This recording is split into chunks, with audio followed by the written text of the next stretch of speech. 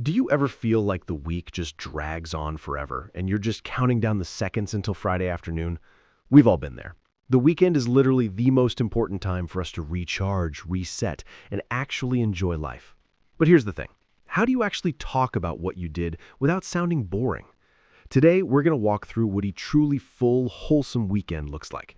We're talking about everything from waking up early to get your hands dirty in the garden to deep conversations over pizza and those special quiet moments with family that honestly mean the world.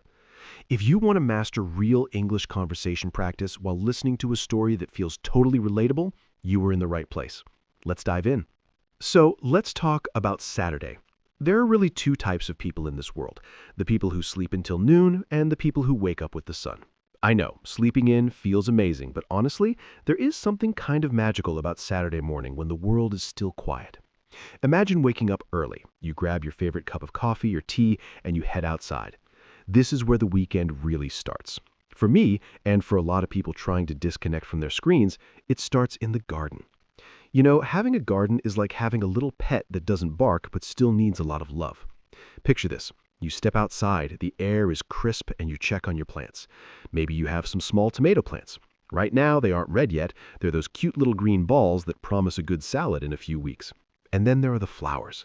Bright red ones, sunny yellow ones. It just makes the backyard look happy. But gardening isn't just staring at pretty things. It's work. You have to water them every single morning, and then you have to deal with the enemy of every gardener, the weeds. Weeds are those annoying wild plants that try to steal space from your flowers. Pulling them out is honestly a workout. You spend 2 hours bending down, pulling grass, getting dirt on your fingernails. Your back might hurt a little bit after, but it's a good kind of tired. It feels productive. It's just you, the plants, and the birds singing. It's super peaceful. After 2 hours of that, you are going to be starving. You can't survive on just fresh air, right? So you head inside to make a serious breakfast. I'm talking about the full spread. Eggs, crispy toast, maybe some fresh fruit on the side. When you work hard outside, that food tastes a million times better. So, you've had your nature time, you've had your food. Now what do you do with the afternoon? If the sun is shining, you can't waste it sitting on the couch. This is the perfect time to go on a hike. I don't mean climbing Mount Everest, I mean just finding a nice path in the woods. Imagine walking for about 3 hours under these huge, tall green trees. The air smells like pine and earth. Maybe you find a little river running through the woods. The water is super clear and ice cold. Being near water and trees is so good for your mental health. It clears your head. It's good for your heart physically, but it's also good for your soul. But hey, maybe you aren't feeling athletic. Maybe you want to tap into your creative side. This is something I think we should all try more often, picking up a new hobby, even if we're terrible at it. Let's say you decide to try painting. You grab some paper, some brushes, and those little tubes of paint, and you head to the park. You find a nice spot under a big tree, maybe looking at a lake. It sounds like a movie scene, right? But then reality hits. Painting water is actually really hard. It's not just blue. It's gray, it's green, it's white where the light hits it. You might be sitting there mixing colors and realizing, wow, I am not a professional artist, and that is okay. Maybe your painting of the lake ends up looking weird. Maybe, and this is funny, it ends up looking like a big blue potato instead of a lake. But who cares? You're listening to kids playing nearby, dogs barking, and just enjoying the moment. That is the lesson here. Having fun is way more important than being perfect. If you're learning English or learning to paint, mistakes are just part of the process. Now, let's shift gears to Saturday evening. After a long day, you want to wind down. A great way to do that is hitting up a local market. Not a big supermarket, but one of those small local spots. You might buy some local honey that tastes super sweet, or maybe a candle. Lavender candles are the best for relaxing. You go home, light that candle, read a book for an hour, and just vibe. It's the perfect introverted evening. But weekends are also for friends. You have to make time for your people. So imagine meeting up with your best friend. Let's call him Mark. Mark is that funny friend who always makes you laugh. You go to a small, cozy restaurant. What's on the menu? Pizza, obviously. You get a pizza loaded with veggies because you're trying to be healthy-ish, but Mark gets the pizza with extra cheese. You sit there eating delicious food and just talking. You talk about work, about family, about everything and nothing. That connection is what makes the weekend feel special. Friends really do make the bad days better and the good days great. So that was Saturday. It was busy, active, and creative. Now let's talk about Sunday. Sunday has a totally different vibe. For a lot of people, Sunday is a day for a spiritual reset. If you're a faith person, Sunday morning is usually reserved for church. It's a very special part of the week. It's not just about going to a building, it's about finding peace. For example, if you're a Christian, this is the time you set aside for God. It's a time to believe and remember that Jesus is your Savior. That belief can be a huge foundation for your life. There's something really beautiful about the community there. You sing songs together, and the music always has a way of making you feel happy and lifted up.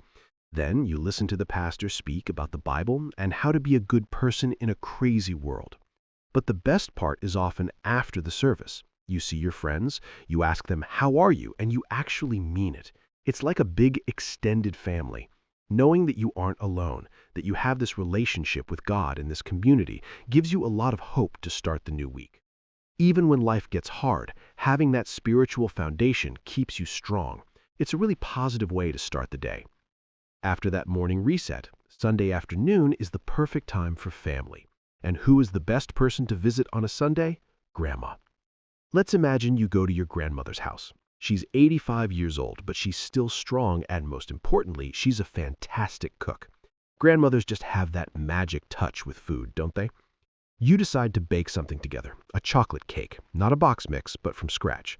She doesn't even need a recipe book, she just knows. She tells you, okay, we need 3 eggs, 2 cups of flour, and lots of chocolate. She's the boss in the kitchen. You mix everything in a big bowl, put it in the oven, and suddenly the whole house smells like warm chocolate. It is the best smell in the world. While you wait, you sit in her kitchen, maybe drinking some tea, and she tells you stories.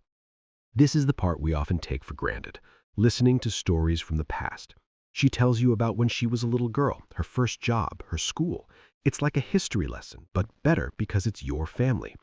Older family members have so much wisdom, and sitting there listening to them is precious time. Then the cake is ready. You eat it while it's still warm. It's delicious. Afterwards, because you are a good grandchild, you help her out. Clean the windows, or maybe help her with something scary, like her computer. Explaining technology to grandmothers is always an adventure, right? And here's the funny part. Remember that painting from Saturday, the one that looked like a blue potato? You show it to her on your phone. Grandmothers are very honest. She looks at it and says, "Oh, honey, why did you paint a potato?" You just have to laugh. It's a moment of pure joy. You leave her house on Sunday evening feeling full of cake, but also full of love. So when you look back at a weekend like that, it's pretty much perfect. You had nature and exercise with the gardening and hiking. You had creativity with the painting, even if it wasn't a masterpiece. You had social time with your friend and the pizza. You had your spiritual time at church, finding peace and hope. And finally, you had that deep connection with family. It's a balance, and that is really the secret. A good weekend isn't just about doing one thing, it's about mixing the things that make you happy. It's about taking care of your body, your heart, and your relationships. Describing your weekend is basically part of a great daily routine for English learners because it forces you to use past tense verbs and descriptive words. You get to practice saying things like I went, I saw, I felt. I really hope this story gave you some good ideas for your next weekend, or at least helped you relax for a few minutes. It's so important to appreciate these small moments in life. Whether you're pulling weeds, eating extra cheese pizza, or laughing with your grandma, these are the things that matter. I want to hear from you guys now.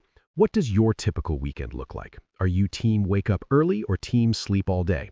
Did you cook something amazing recently? Let me know in the comments below. Writing out your story is the best way to practice, and I love reading what you guys are up to. If you enjoyed this story and want to keep improving your English with easy, fun content, please do me a huge favor. Hit that like button right now. It really helps the video spread to more people. And make sure you subscribe to 10-Minute English Academy. We have so many more stories and lessons coming for you, and I don't want you to miss out. Share this with one friend who's also learning English. Let's grow this community together. Thanks for hanging out with me today. You guys are doing great. Keep practicing, stay positive, and I'll see you in the next video.